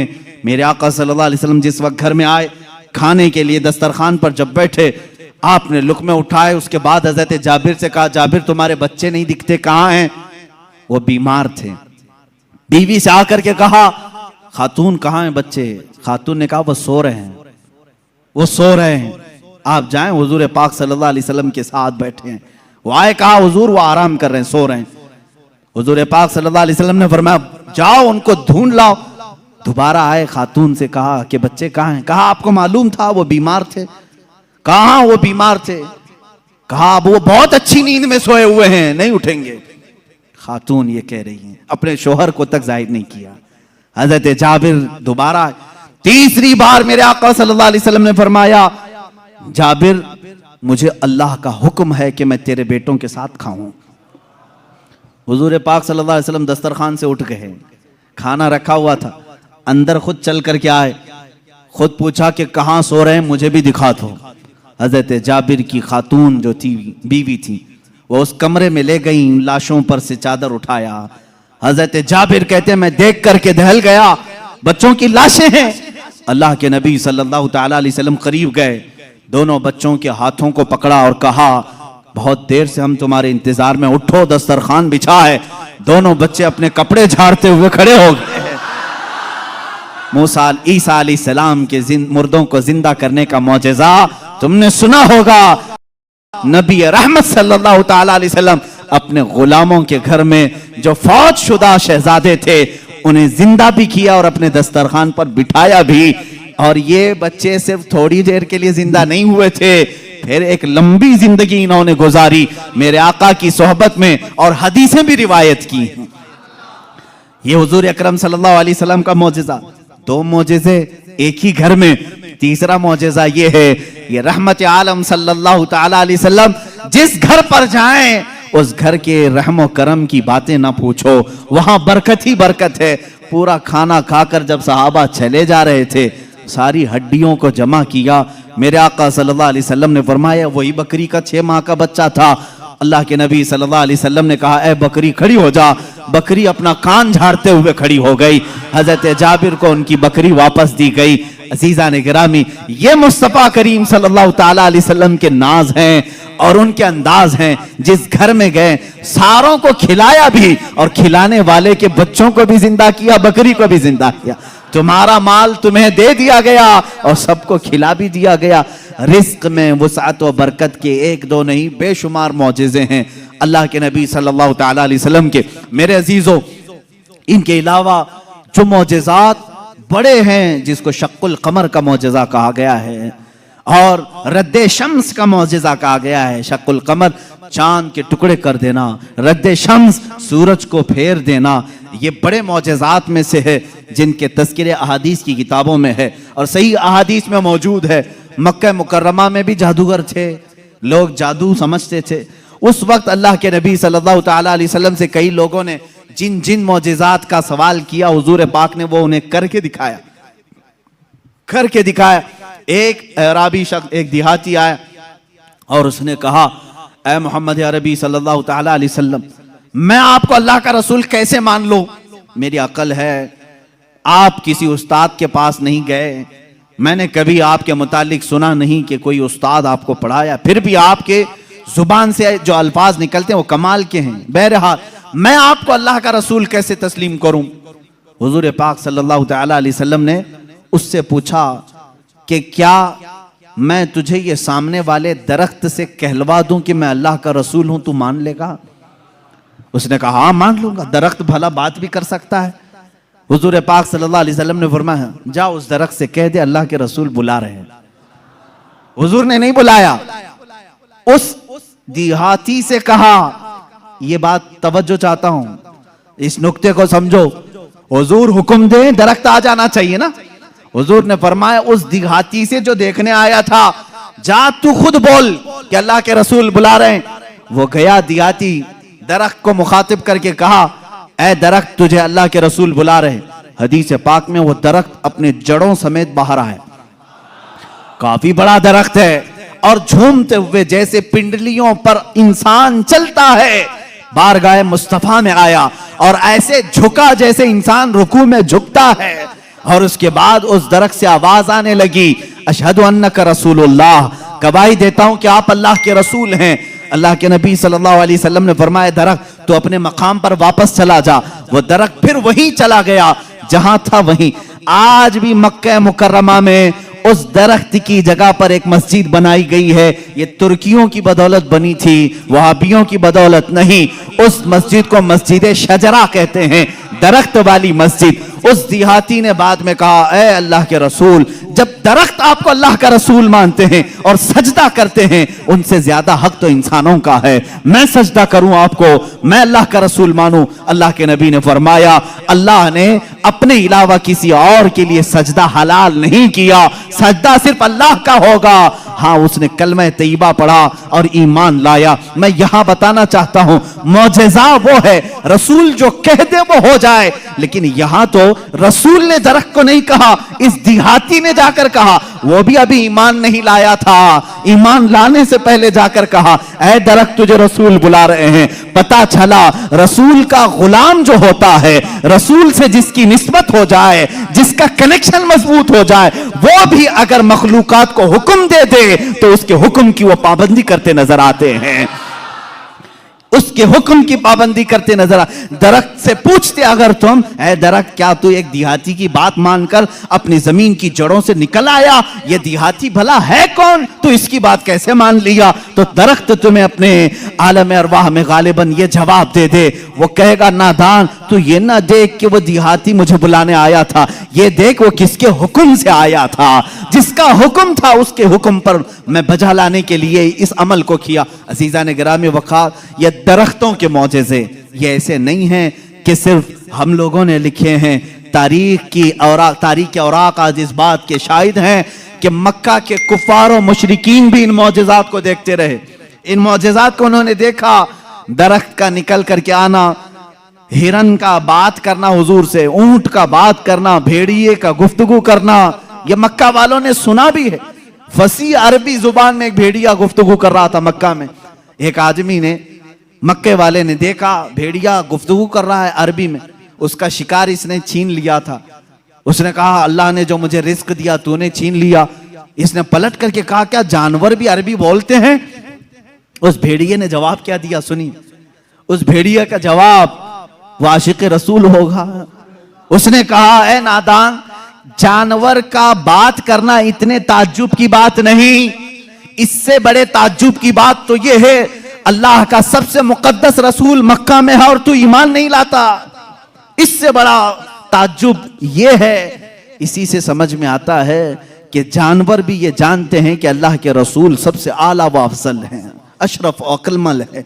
अजीजा ने गिरामी वक़ार, एक बार अबू जहल ने प्रोपेगेंडा फैलाया कि आओ देखते हैं मोहम्मद की बहुत सल्लल्लाहु ताला अलैहि वसल्लम, बहुत सारे लोग कायल हो गए, ये जो कुछ भी दिखाते हैं जमीनों पर दिखाते हैं। खत लिख करके यमन के एक बहुत मुअज़्ज़ज़ शख्स जिनको हबीब यमनी कहते हैं बुलाया। अबू जहल की अच्छी दोस्ती थी, तिजारत की साथीदारी रही होगी। हबीब यमनी को कहा हमारे यहाँ एक ऐसा शख्स निकला है जो ऐसे ऐसे दावे कर रहा है, आओ। उस हबीब ने कहा मैं तो अपनी आंखों से आकर के देखूंगा, अगर वो जादूगर है तो मैं समझ जाऊंगा कि वो कैसे जादू करता है, मुझे भी थोड़ा इल्म है। वो शख्स हबीब यमन से निकल करके मक्का आया। अबू जहल ने सारे लोगों को जमा किया, मोहम्मद अरबी सल्लल्लाहु ताला अलैहि वसल्लम के पास आए और कहा अगर आप अल्लाह के रसूल हैं और आप जो कुछ दिखाते ये मौजज़ा है, तो अब हमें ज़मीनी मौजज़ा, ज़मीनी करतब की ज़रूरत नहीं। इसलिए कि मक्का वालों का ये अकीदा था जादूगर जो भी दिखा सकता है वो ज़मीन पे, आसमान पे नहीं दिखाएगा। आसमान पे जादू नहीं चलता। आज भी कोई जादूगर आसमान पे जादू करके दिखाए, नहीं चलेगा। उन्होंने कहा जमीन की बहुत सारी चीजें देखी, आसमान पे कुछ दिखाओ। ये 14वीं ईद का चांद उस रात चमक रहा था। हुजूर पाक सल्लल्लाहु ताला अलैहि वसल्लम ने फरमाया कि अगर मैं इस चांद को 2 टुकड़ों में तब्दील कर दूं तो उस शख्स ने कहा हबीब जो यमन से आया, तब तो हम आपको अल्लाह का रसूल मान लेंगे, अगर आपका हुक्म आसमानों पर भी चलता है। हुजूर पाक सल्लल्लाहु ताला अलैहि वसल्लम जबल अबू कुबैस, एक पहाड़ी है मक्का में, उसके नीचे खड़े थे, सारा मजमा था। अल्लाह के नबी सल्लल्लाहु ताला अलैहि वसल्लम ने चांद की तरफ यूं इशारा फरमाया। अचानक चांद शक हुआ, एक टुकड़ा पहाड़ के इस तरफ, दूसरा टुकड़ा पहाड़ के उस तरफ नजर आ रहा था। ये ऐसा नहीं कि करतब दिखाने वाले यूं तोड़कर यूं बिठा दें। अल्लाह के हबीब सल्लल्लाहु अलैहि वसल्लम ने जो शक्कुल कमर का मौजज़ा दिखाया वो आधी रात तक टुकड़ों में ही रहा। मिनट, 2 मिनट, 5 मिनट नहीं, आधी रात तक टुकड़ों में रहा। और ये बात सिर्फ मक्का वालों ने नहीं, जादू हो तो सामने वालों को दिखे। मियाँ अब तो कमाल आसमान पर हुआ है। चांद एक शहर में तुलू नहीं होता, पूरी दुनिया में तुलू होता है, पूरी दुनिया में। अब मैं आपको बताऊं चंद तारीखी बातें। हिंदुस्तान की सरजमीन पर भी चांद के टुकड़े होते हुए देखा था। राजा चिरमन जो कासरगोड केरला के रहने वाले, आज भी उस राजा का फोर्ट मौजूद है। वहां से उसने चांद के 2 टुकड़े हुए देखा और उसने इस रात को नोट करके रख लिया कि फला फला रात चांद के 2 टुकड़े होते हुए मैंने देखा है। फिर जब हजरत मालिक बिन दीनार तशरीफ लाए, हिंदुस्तान आए और उनके कमालात को देख करके उसने कहा एक रहस्य है, एक मुअम्मा है जो हल नहीं होता। मैंने एक रात चांद के 2 टुकड़े होते हुए देखा है। हजरत मालिक बिन दीनार ने कहा वो मेरे आका की उंगलियों की बरकत थी। कहा वो कौन है, कहाँ रहते हैं? कहा वो मक्का मुकर्रमा में है। रसूल करीम सल्लल्लाहु ताला अलैहि वसल्लम के मुतालिक मालिक बिन दीनार ने जब बताया, उस राजा ने उसी वक्त सफर का इरादा किया और अपने कुछ साथियों के साथ सफर के लिए रवाना हुआ। मक्का मुकर्रमा पहुंचा भी और इस्लाम की दौलत से मुशर्रफ भी हुआ।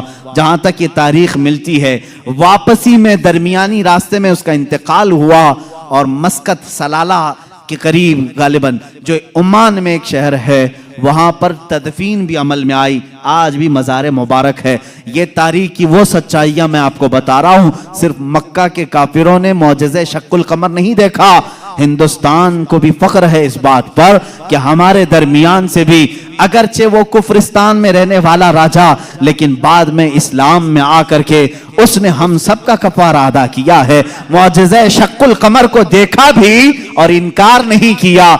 इससे ये मालूम होना चाहिए हिंदुस्तानी वो हो जो मेरे आका के मौजज़ों को देखे तो इनकार ना करे, बल्कि ईमान लेकर के आए और सहाबा के नक्शे कदम पर चले। यह हकीकी हिंदी होने की दलील भी है। जो हिंदुस्तानी मुसलमान है वो हुजूर के इल्म गैब का इनकार ना करे। सहाबा ने इनकार नहीं किया था। सहाबा ने नहीं कहा था पीठ पीछे की खबर नहीं है। अगर तुम हिंदुस्तान में रह करके इस तरह की बातें करते हो तो मैं कहता हूं देशद्रोही तो असल यही है। सबसे पहले अजीज़ान गिरामी वक़ार, अब रसूल करीम सल्लल्लाहु ताला अलैहि वसल्लम के मौजज़े शक्कुल कमर को जो होते हुए हबीब यमनी ने सामने देखा। अच्छा, और एक दूसरी तारीख, चीन में, चाइना में आज भी एक जगह है, एक मस्जिद है जहां पर इबारत तहरीर लिखी हुई है। हमारे पास उसकी एक तस्वीर लाई थी और जिन लोगों ने वहां विजिट किया है उन्होंने भी बताया कि वहां पर तारीख लिखी हुई है चाइना में कि आज की वो रात है कि यहाँ के इलाके वालों ने आसमान पर चांद के 2 टुकड़े होते हुए देखा है, जबकि चाइना में इस्लाम कहाँ आया था? उस वक्त कोई इस्लाम और ईमान वाला नहीं था। उसके बावजूद लोगों ने जो देखा वो दीवार पर लिखा हुआ है। ये तारीख की सच्चाइयां हैं और इसका इनकार कुफ्र है, इसलिए कि शक्कुल कमर का मौजज़ा खुद कुरान बयान कर रहा है। इक्तरबती साअतु वंशक्कल कमर, कयामत करीब आ जाएगी तो चांद फट जाएगा। इसकी तफसीर में फरमाया चांद खुद से नहीं, हुजूर पाक की उंगलियों के इशारे से फटा है। ये मौजज़ा। और उसके बाद हुजूर पाक सल्लल्लाहु तआला अलैहि वसल्लम के इस मौजज़े को देख करके हबीब यमनी ने कहा, अच्छा ये तो हमने देख लिया, लेकिन अल्लाह का रसूल वो है। देखें अब यह अकीदा है, असल अकीदा। काफिर भी अकीदा ये रखते थे रसूल वो होता है जो गैब की खबरें देता है, गैब की खबरें देता। उसने ये अपनी शिकायत नहीं की, कहा मेरे दिल में एक बात है जो चुभ रही है, क्या आप बता सकते हैं? कौन कहा? हबीब यमनी ने।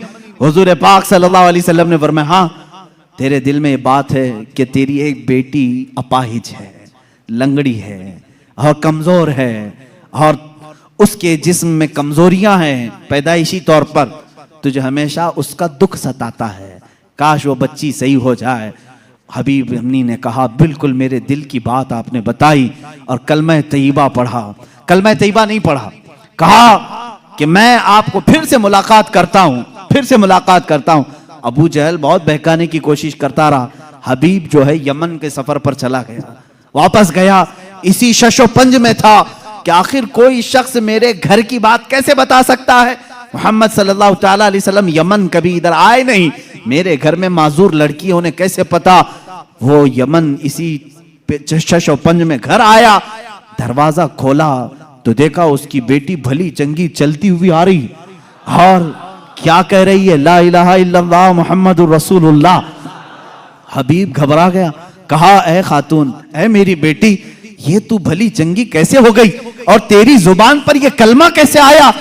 वो कहती है, आज से चंद रोज कबल मैं रात के वक्त आराम कर रही थी बिस्तर पर, दर्द शिद्दत का था, इसी असना में मैंने घर के दीवार पर, घर के दरवाजे से एक नूरानी शक्ल के बुजुर्ग को आते हुए देखा।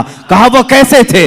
कहा उनकी आंखें ऐसी थी गुलाबी रंगत वाले चेहरे के, जिनकी भवें मिली हुई थी, जुल्फें कंधों तक लटक रही थी, अमामे का शिमला इस तरह था, पूरा हुलिया मेरे आका का वो बताने लगी।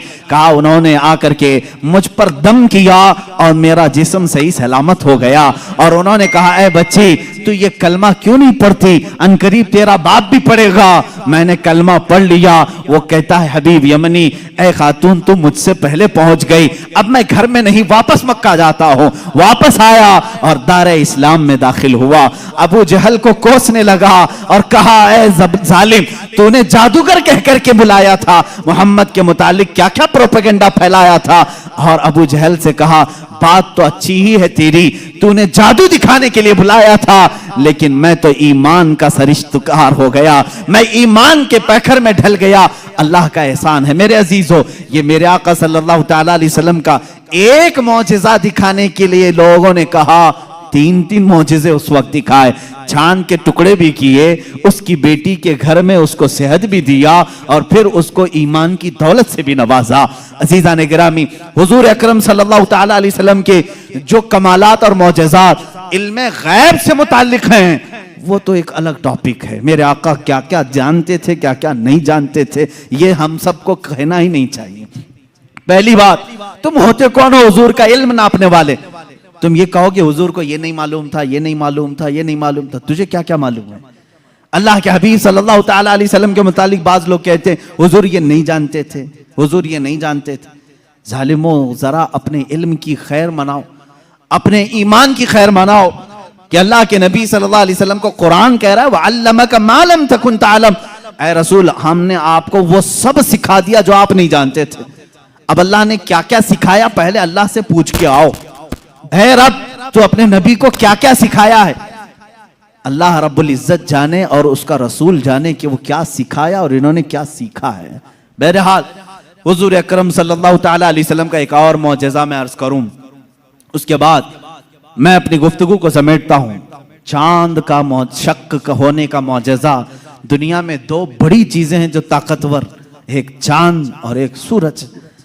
चांद तक पहुंचने के दावे तो किए नासा वालों ने, और सूरज पर पहुंचने की कोशिश कर रहे हैं, लेकिन जल रहे हैं, परेशान हो रहे हैं। लेकिन जाहिर सी बात है, उसका जो वॉल्ट है वो तो तुम जला देगा। अभी पहुंचे नहीं है। चांद में पहुंचे थे या फिर फिल्म यहीं से बनाए थे, इस पर भी बहुत सारे डिबेट चल रहे हैं। बहुत सारे लोग, इन्हीं के लोग मानते भी नहीं, चांद पर तुम गए नहीं थे, फलां स्टूडियो में खड़े होकर के सब फोटो बना करके लाए हो। आज मेरी गुफ्तगू का यह हासिल नहीं है, आज मेरा वो टॉपिक नहीं है। वो पहुंचे थे कि नहीं पहुंचे थे, उससे मेरे ईमान का ताल्लुक भी नहीं। हाँ, हमको इतना मालूम है कि मेरे आका सल्लल्लाहु अलैहि वसल्लम मक्का की जमीन पर खड़े होकर के भी इशारा कर दें तो चांद टुकड़े हो जाए।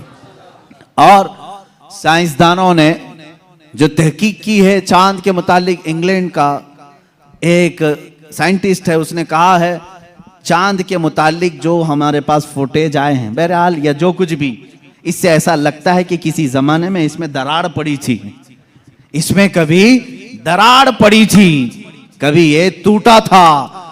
उनको मालूम नहीं तोड़ा किसने था। बहरहाल वो भी मेरा टॉपिक नहीं है आज। साइंस और साइंटिस्ट ये भी हमारा टॉपिक नहीं, लेकिन जब बात आएगी इंशाल्लाह अर्ज करेंगे। अब सूरज की तरफ चलते हैं। बात ये थी मौला अली करमल्लाहु वजहुल करीम रसूल करीम सल्लल्लाहु ताला अलैहि वसल्लम के साथ एक मकाम पर आराम फरमा रहे थे, जिसको सहबा का मकाम बताया गया। इमाम जलालुद्दीन सुयूती रहमतुल्लाह ताला अलैह ने भी इस हदीस को नकल फरमाया। फरमाते हैं हुजूर पाक सल्लल्लाहु ताला अलैहि वसल्लम ने असर की नमाज अदा की और हज़रत अली को कहा बैठ जाओ, और उनकी गोद में अपना सर मुबारक रखा और सो गए। अल्लाह के हबीब जब आराम फरमाते सहाबा बहुत खामोश हो जाते। हज़रत अली ने ये कहा भी नहीं कि मेरी नमाज अभी हुई नहीं, अल्लाह के नबी आराम फरमा रहे थे। हज़रत अली इंतज़ार में रह गए, क्या आप बेदार होंगे तो उठूंगा असर पढ़ लूंगा। लेकिन इसी इंतज़ार में सूरज गुरूब हो गया। हज़रत अली को दुख हुआ कि मेरी नमाज छूट गई। लेकिन मेरे अजीज़ों, अकीदा तो मौला अली का है, अकीदा तो मौला अली का है कि नमाज अल्लाह की है, फर्ज है। और यहां रसूल पाक सल्लल्लाहु अलैहि वसल्लम आराम कर रहे हैं, उठा देना चाहिए था, मेरे मौला की नमाज है, मैं पहले नमाज पढ़ लूं। लेकिन वो सहाबी थे, वहाबी नहीं थे। हुजूर पाक सल्लल्लाहु ताला अलैहि वसल्लम से उन्होंने सुना था, अगर नमाज के दौरान भी रसूल तुम्हें बुला ले, नमाज छोड़कर तुम्हें रसूल की बात पर आना है। कुरान कहता है या अय्युहल्लज़ीना आमनू इस्तजीबू लिल्लाह व लिर्रसूल इज़ा दआकुम। साहबी नमाज पढ़ रहे हैं, हुजूर ने पुकार लिया उनको, आ जाना है, उनको हुक्म है शरीयत का, वो आ जाएं। हुजूर ने फरमाया जाओ बाजार में सामान लेकर के आओ, फलां को दे दो, फलां को दे दो। सब काम कर लिया, वापस आए तो क्या करें? फरमाया अगर 2 रकात हुई थी तो बाकी की 2 रकात वहीं से कंटिन्यू करें, वो बातिल नहीं हुई जो छोड़ कर गया था। क्यों? इसलिए कि वो जो छोड़ कर गया था किसी ऐरे गैरे के काम में नहीं, इताते रसूल में गया था। इससे पता चलता है नमाज अल्लाह रब्बुल इज्जत का हुक्म बजा लाना है और रसूल की इताअत के मुताबिक करना है। मौला अली इसी फार्मूले पर अमल कर रहे थे। इधर अगर नमाज कज़ा हो गई तो अदा कर लूंगा, हबीब की नींद में फर्क आया, कहीं गुस्ताखी और तौहीन हो गई तो ईमान में फर्क ना आ जाए। मौला अली खामोश रहे। मेरे आका सल्लल्लाहु अलैहि वसल्लम बेदार हुए और अल्लाह के नबी सल्लल्लाहु अलैहि वसल्लम क्या नहीं जान रहे थे हज़रत अली की नमाज छूट रही है? क्या हज़रत अली की कैफियत को नहीं देख रहे थे? देखा, पूछा, अली गमगीन हो? कहा असर नहीं पड़ी। अल्लाह के नबी सल्लल्लाहु अलैहि वसल्लम ने पूरी कायनात को ये दर्स दिया है उस दिन, सिर्फ मौला अली के लिए नहीं, पूरी कायनात के लिए, कि जो मोहब्बत मुस्तफ़ा में चीजें फना होती हैं, अल्लाह तबारक व तआला जिंदगी में उसे सूरज भी पलटा करके अदा कर देता है। हजरत अली रज़ियल्लाहु तआला अन्हु के लिए हुजूर पाक सल्लल्लाहु अलैहि वसल्लम ने डूबे हुए सूरज की तरफ इशारा फरमाया और कहा कि जहां तू डूबा है पलट आ, सूरज फिर वापस तुलू हुआ। हजरत उम्मे सलमा रज़ियल्लाहु ताला अन्हा हुजूर की ज़ौजा हैं, फरमाती हैं हमने पहली मर्तबा सूरज को पश्चिम से फिर से निकलते हुए देखा, थोड़ी देर के लिए, ऐसा नहीं कि पूरा निकला, असर के मकाम पर जो पीला सूरज होता है वहीं तक आया। हजरत अली करमल्लाहु वजहुल करीम ने नमाज अदा की, सूरज फिर वापस फिर गुरूब हुआ, इतनी ही देर के लिए आया फिर पलट गया। इसीलिए इमाम अहले सुन्नत फाजिल बरेलवी रदी अल्लाह ताला अन्हु फरमाते हैं सूरज उल्टे पांव पलटे चांद इशारे से हो चाक, सूरज उल्टे पांव पलटे चांद इशारे से हो चाक, अंधे नजदी देख ले कुदरत रसूलुल्लाह की, अंधे नजदी देख ले कुदरत रसूलुल्लाह की, इशारे से चांद चीर दिया, छुपे हुए खूर को फेर दिया, गए हुए दिन को असर किया, ये ताबो तवा तुम्हारे लिए, जमीनो जमा तुम्हारे लिए, मकीनो मका तुम्हारे। रसूल करीम सल्लल्लाहु ताला अलैहि वसल्लम के मौजज़ात, सूरज का पलटाना ये मेरे आका के अजीम मौजज़ात में से है, अजीम मौजज़ात में से। किसके लिए पलटाया गया? मौला अली करमल्लाहु वजहुल करीम के लिए। अजीज़ान गिरामी, तारीख में, अब मौजज़ात की तारीख में बहुत सारी चीज़ें मौजूद हैं, यहाँ तक कि मुर्दों को जिंदा करने वाला जो मौजज़ा है, मैंने वो बच्चों के मुतालिक बताया। दूसरी हदीस है, हुजूर पाक सल्लल्लाहु ताला अलैहि वसल्लम खुद फरमाते हैं मैं हुजून मक्का के करीब जो जन्नतुल माला कब्रस्तान है वहां पर था, मैंने अल्लाह की बारगाह में अर्ज किया कि मौला मेरे माँ बाप किस हालत में है मुझे दिखा। हजरत बीबी आमिना और हजरत अब्दुल्लाह के मुतालिक ये खबीज आज अंगुश्त नुमाई करते हैं, उन्हें काफिर कहते हैं, उन्हें मुशरिक कहते हैं। सुनो हदीस पाक, यह हदीस साबित है। इमाम जलालुद्दीन सुयूती रहमतुल्लाह तआला अलैह ने अपनी किताब में लिखा है अत-ताज़ीम वल मिन्ना फी अन्ना अबवई रसूलिल्लाह सल्लल्लाहु अलैहि वसल्लम फिल जन्नह, किताब है उसमें हदीस भी है। फरमाते मेरे आका सल्लल्लाहु अलैहि वसल्लम मैंने अल्लाह से अर्ज की, अल्लाह ताला ने मेरी माँ आमिना, मेरे बाप अब्दुल्ला दोनों को मेरे सामने हाजिर किया। वो वफात पा चुके, सालों पहले वफात पाए, और उन दोनों को मेरे आका सल्लल्लाहु अलैहि वसल्लम के सामने हाजिर किया गया। हुजूर फरमाते हैं बीबी आमिना ने भी मेरा कलमा पढ़ा, हजरत अब्दुल्ला ने भी मेरा कलमा पढ़ा, और इसीलिए तो हम कहते हैं वो पाक हैं मेरे आका सल्लल्लाहु अलैहि वसल्लम, और पाकों से मुंतकिल होते हुए आए हैं। हुजूर अकरम सल्लल्लाहु ताला अलैहि वसल्लम के मुतालिक जो ये अकीदा रखेगा कि उनके आबा व अजदाद काफिर थे, तो मैं समझता हूँ दुनिया में उससे बड़ा बदबख्त कौन है, उससे बड़ा ऐसा हिरमा नसीब जो हुजूर पाक के आबा व अजदाद पर ताना जनी करता है। अजीज़ान गिरामी, हमें तो बरेली के इमाम ने यूं कहा है तेरी नस्ल पाक में है बच्चा बच्चा नूर का, तू है ऐने नूर, तेरा सब घराना नूर का। हुजूर से लेकर आदम अलैहिस्सलाम तक का जो घराना है वो सब घराना नूर का है, और नूर कुफ्र में नहीं जा सकता। अजीज़ान गिरामी वक़ार, ये मौजज़ात का बाब था, जितना भी बयान करूं वो कम है। अल्लाह के हबीब सल्लल्लाहु ताला अलैहि वसल्लम को रब ताला ने बेशुमार मौजज़े दिए। आखिरी बात जो शुरू में मैंने कहा था, और मौजज़े उस मकाम के लोगों ने देखा, उस जमाने के लोगों ने देखा। मूसा अलैहिस्सलाम का मौजज़ा उनकी कौम ने देखा, ईसा अलैहिस्सलाम का मौजज़ा उनकी कौम ने देखा, सारे नबियों के मौजज़े उनके ज़माने की कौमें देखती रही। मोहम्मद अरबी सल्लल्लाहु ताला अलैहि वसल्लम को अल्लाह ने एक मौजज़ा ऐसा दिया जो हम भी देख सकते हैं, क़यामत तक देख सकते हैं, क़यामत तक देख सकते हैं, और वो मौजज़ा है अल्लाह की किताब कुरान मुक़द्दसा। ये रसूल करीम सल्लल्लाहु अलैहि वसल्लम का मौजज़ा है जो काफिरों के सीनों पर आज भी चैलेंज बन करके पुकार रही है। हिम्मत है तो लाओ इस तरह की एक किताब जिसमें अल्लाह रब्बुल इज्जत ने मौजज़ात के कमालात रखे हैं। बल्कि कुरान आज भी चैलेंज कर रहा है, ए अमेरिका, ए रूस के सुपर पावर, ए रशिया वालों, तुमने एटम बम बहुत बना लिए, मिसाइल पेट्रोल बहुत बना दिए, लाओ अल्लाह के कलाम के एक मिसल जिसको कुरान में मोतियों के तारों में जिस तरह बांधा गया है, जिसके इब्तिदा सूरह फातिहा से होती है, जिसकी खत्म नास पर होती है। अल्लाह ने पूरी किताब लाने के लिए तो चैलेंज किया ही था, बाद में कम किया गया और कहा गया पूरी किताब नहीं ला सकते, 10 सूरतें ला करके दिखा दो, 10 सूरतें इस तरह ला कर दिखा दो। 10 सूरे नहीं ला सके, फिर अल्लाह ने फरमाया चलो 10 आयतें ला के दिखा सको। है मेरे अजीजों, फख्र से कहो, ऐ मुसलमानों, आज भी जिंदा जिंदा जावेद मौजज़ा रसूलुल्लाह का हमारे दरमियान मौजूद है, वो अल्लाह की किताब कुरान मुक़द्दसा है। कोई अगर तुम्हारे हक्कानियत की दलील तुमसे पूछे, तुम्हारा मजहब हक है, क्या दलील है, उसके सामने कुरान पेश कर देना। कुरान 14 सदियों पहले आज के होने वाले वाकयात बयान कर रहा है। तेरे भी पास इसका कोई जवाब है तो ला करके दिखा दे, इसलिए कि रसूलुल्लाह का मौजज़ा है। दूसरा मेरी तरफ से चैलेंज है, सारे कंप्यूटर, सारे वेब, जितने भी इंटरनेट की दुनिया है, सारे हैकर जो इस जमाने में बड़ी बड़ी बैंकों को हैक करते हैं, सबसे मेरा चैलेंज है, आओ अल्लाह की किताब कुरान मुक़द्दसा को हैक करके दिखाओ और एक आयत हैक करके दिखाओ, मैं मान लूंगा। एक ज़बर हैक करके दिखाओ, नहीं कर सकोगे। तुमने दुनिया के बड़े बड़े पार्लियामेंट का डाटा चुराया होगा, अल्लाह के कलाम का एक ज़बर नहीं चुरा सकते। ये मेरा चैलेंज है, हैकर सब जमा हो जाओ, अल्लाह की किताब को हैक करके दिखाओ। इंशाअल्लाह अज़ीज़ सुबह क़यामत तक नहीं कर सकोगे।